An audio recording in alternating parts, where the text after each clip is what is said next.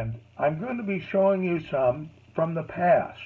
One of the things I've been involved with my fly tying career is setting up fly tying theaters and been involved with the many conclaves that fly fishing groups and clubs have over the country. And they really highlight tyers that you may not have ever met.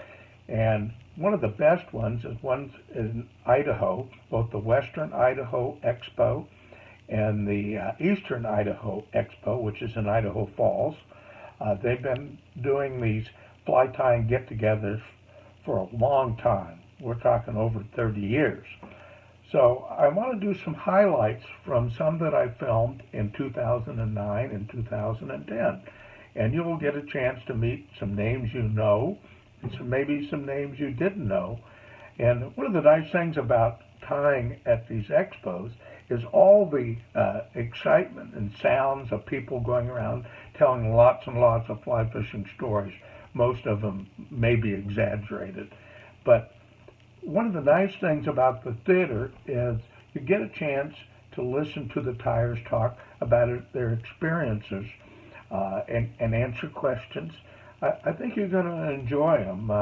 We're going to start this week with several. We'll try to give you the most information. And I know some of you are going to say, wow, I don't know about the materials. Well, these are really uncut. So, you do your best on figuring it out. But I think you're going to enjoy the interaction with the crowd and with the tyers. And really uncut and I think extremely fun. Let's get going.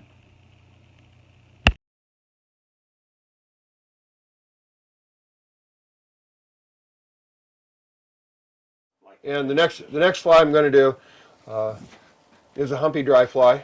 The next fly I'm going to do is a humpy dry fly. This is a fly Bruce Staples has been trying to talk my wife into coming over here and demonstrating for probably 6 or 8 years.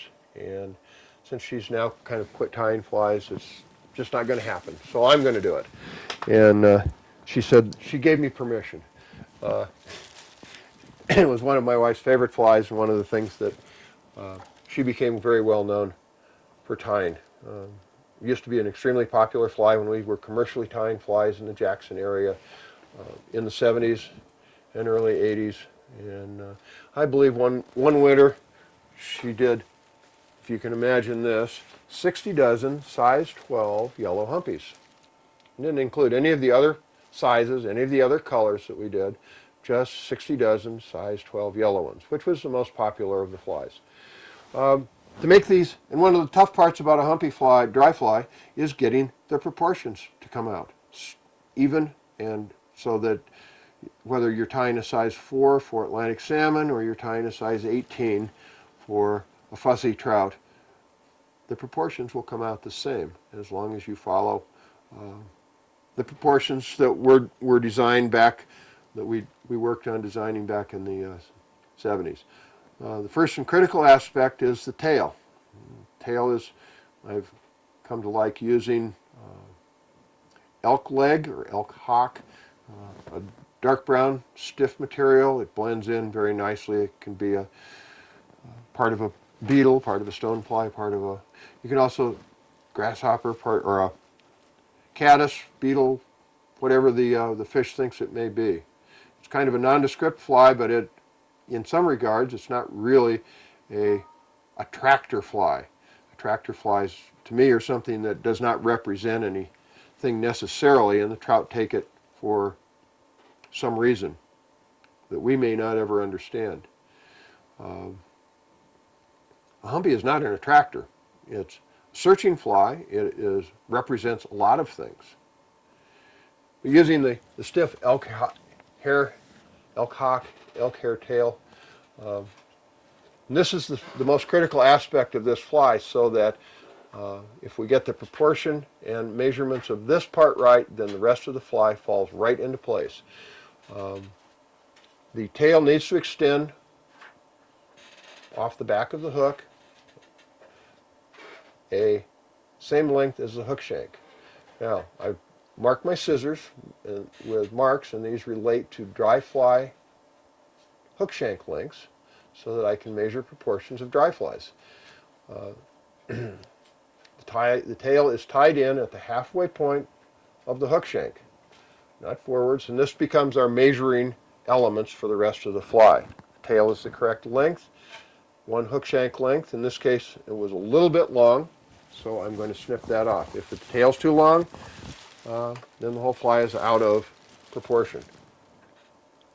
So we'll take the time to reset the tail, again, in the middle of the hook to the end of the curve. And in this case, I'm using a standard shank length dry fly hook. And set the tail. Now the tail is the correct length as by measurement. We'll now measure, use deer hair for the body. You can also use elk hair, but in this case we'll use deer hair. The humpy flies can be tied in a whole variety of colors. Yellow, red, black, fluorescent green, any variety of colors. Orange, you name it, you can do that kind of a color. And but back to the humpy representing something. It does a very nice job of representing a small stonefly. In the Jackson area, we used them in fluorescent green. It represents a bright green small stonefly that we have very common on lots of our small streams. Yellow, we have lots of beetles with yellow bodies. Black, it can be a beetle with black body. Never been quite sure about red, but red is also another common color. So for our deer hair, we'll take a clump of deer hair, put it in the stacker, and its correct measurement is from the end of the hook of the tail to the eye of the hook. And we can hold it right here and snip it off right at the eye of the hook, right in front of the eye of the hook. If I make that measurement, now the body will come out, and my tail proportion was correct, and now the body proportion will be correct. The key of the body, and this takes a practice with using the size of hair clump that you want to select, whether you want a kind of a fat-bodied humpy or a thin-bodied one. But the correct way here is to tie this down right in the middle of the hook, right where that tail started. Now, take the patience to pull this. The deer hair would like to wrap around this hook, and so we intentionally pull this up from the hook shank as I wind back. Wrap it forwards and coat the body with, but all the way back, make sure that that clump of deer hair is pulled up from the hook shank so that it doesn't wrap around. Fill in that body portion. And now that I've gotten it all filled in, nice and smooth, we'll come to the front. Now we'll start to pull that deer hair forwards. Pull it, put some tension on it, pull it forwards, get a good grip on it, make sure we've gotten all the kinks out of it. If I've got a little too much deer hair, I can take them out. I don't have to take the whole fly. I can make a snip or two from the underside of this body, right here where I'm snipping. If I decide I have a little too much deer hair, I can reduce the amount of deer hair without having to take the whole fly apart. It's a nice little handy tip that you can use. Now we'll bring that forwards. Now again, the deer hair would like to come around that hook and be under the hook. So again, intentionally pull after the first wrap, right at the front of the body.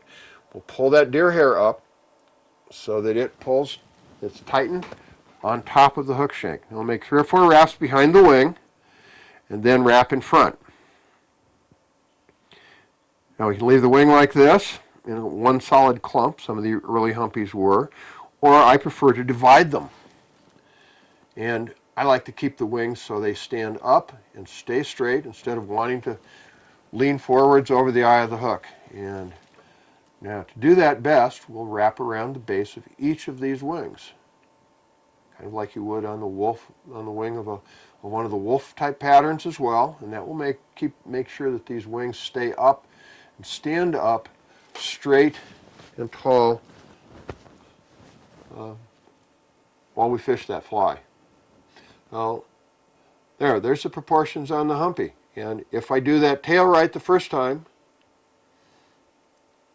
follow the body length, as I pointed out, the wings will come out just right. Now, in most of the heavily hackled flies, like a Humpy and a wolf, that are designed to float very well, to float in heavy current if necessary, we generally over-hackle these just a little bit. So instead of following the proportions you would on an Adams and make the hackle 1.5 gaps of the hook, we'll stretch this out a little bit, and on these heavily hackled flies like this, we'll have this be 2 gaps of the hook gap. That will give us some additional flotation, make this fly a good floater on rough water, broken water, riffles, any variety of places. Take 2 feathers, we'll tie them down, and I like to use saddle hackle. We use a grizzly and a brown. You can use any combination of that you'd like. Make the hackle stems long. And what I'd like to do is get as much hackle in here as I can. So we'll wrap with 2 feathers. Try to get 3 wraps of hackle behind the wing. There's 2, 3 whole wraps of hackle behind the wing. And if the feathers, saddle hackle feathers are long enough, I don't need to use hackle pliers. One of the reasons I like to use saddle hackles, but I'm running out of room, so we'll use the hackle pliers. Finish that off with 5 wraps. And that leaves enough room for the head. So I have 5 wraps of hackle of 2 feathers. That's 10 wraps of hackle on this size 12 Humpy dry fly. Now that will float in just almost any kind of water, rough water conditions. But it's also the kind of fly that, even though it's pretty bushy, it'll fish in quieter water as well. And another thing that a Humpy has been used for a lot of years has been as a mayfly emerger, particularly in smaller sizes. So you get the hump on the back that looks like those emerging wings. You get the coloration on it, and it makes a very good emerger for small mayflies or even large mayflies. So it can work for imitate a variety of insects: caddisflies, stoneflies, beetles, emerging mayflies.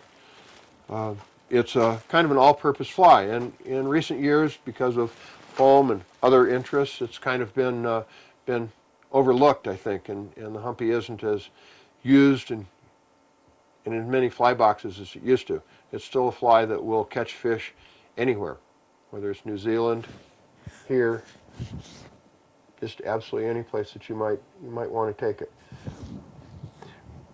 Part of the Humpy dry fly pattern, we started using them here in our area in fluorescent green. One of my, as this one is, and one of my clients from Texas started taking them to New Zealand to fish during the February Manuka beetle hatch, and it was so popular down there for that particular insect, that beetle occurrence in February, that I actually started having New Zealand guides ordering flies from me for several years before they started reproducing them down there or in other places. But it's an extremely good fly in any of a variety of colors, whether it's fluorescent green or yellows, reds, peacock colored.